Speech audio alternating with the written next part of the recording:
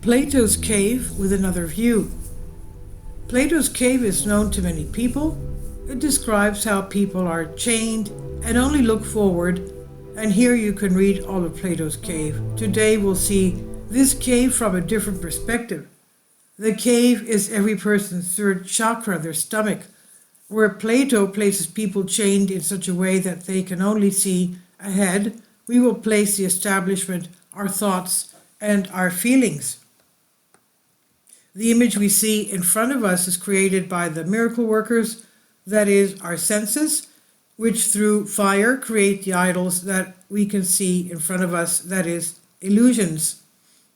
So the miracle workers are our senses, and the fire is thought, which leads us to idols. All that our senses create are illusions and not reality, but we are so attached to our mind that we cannot move and escape from this reality.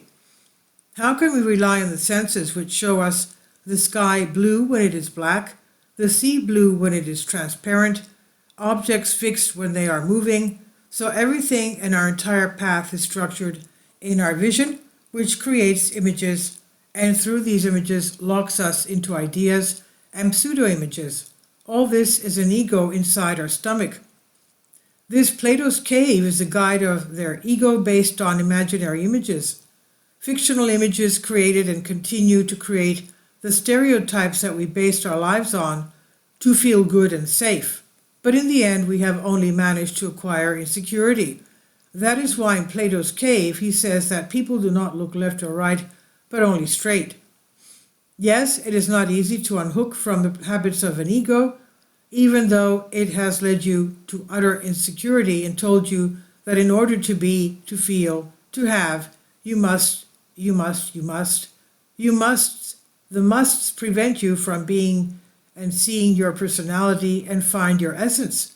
So these chains tell you that in order to be you, you need conditions such as a degree, to have a good position with a good salary, a wow house, a car worth so and so, etc. To feel safe, happy, calm, etc., you need to have an amount in the bank, a robot companion, and all your basic conditions in balance to have the right to calm down. Whereas in order to have, you have to give of your blood, and again, it is a matter of whether you will have or not. So all of this starts from the entire status of society, of all of us, which are placed and based on the material factor and the image. Otherwise, we'll be dealing with a well-dressed guy versus a poorly dressed guy, where the possibility that both are good people is very likely. What is certain is that a suit does not define who a person is.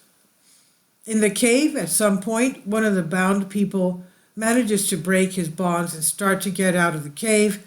It's the beginning of self-improvement and the search for truth. The one who succeeds in breaking the shackles is love and self-personality, the authentic I am. Love makes one dare to step out of bounds. It is the moment we all call love. It is there in those moments that when we are not led by the light of our mind and our sight, but our heart, the one in love is similar to being bewitched or drunk. And it is that moment when man hears nothing and wants to make the leap to happiness and meet the truth for the first time. So he comes out of the cave, and the first thing he encounters is the moon. Yes, it is bright, but the moon is not bright by itself. It is not self-luminous, but heteroluminous. If the lover stops there, then he is again on a fictitious level, since he thinks that love and romance are journeys of the mind, and that in order to be well, you must again rely on factors outside of you, that is, on the moon. The moon is a path that prevents you from feeling self-luminous, but continuing to be heteroluminous.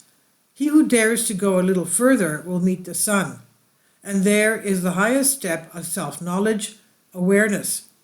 There, the eyes will sting, there will be tears, but there, at this point, man will have encountered the truth for the first time. He returns excitingly into the cave to inform his ego what he saw. The ego will not easily accept the path of self-improvement because there in the cave of habit it feels safe and secure. He believes that after learning this way for so many years, this should continue. And there at this point is how much this little fragment of self will be able to convince his ego that he is living a utopia and push it to live together in divine love and to live in the true light of the sun, which is love. Please leave your comments about this, and thank you for your support. Please support my Patreon account. The daily posts are 5 videos daily, and they are totally different from what I have on my YouTube channel. Thank you so much for your support and that you find all my content so interesting. You'll find the Patreon account details in the description box below.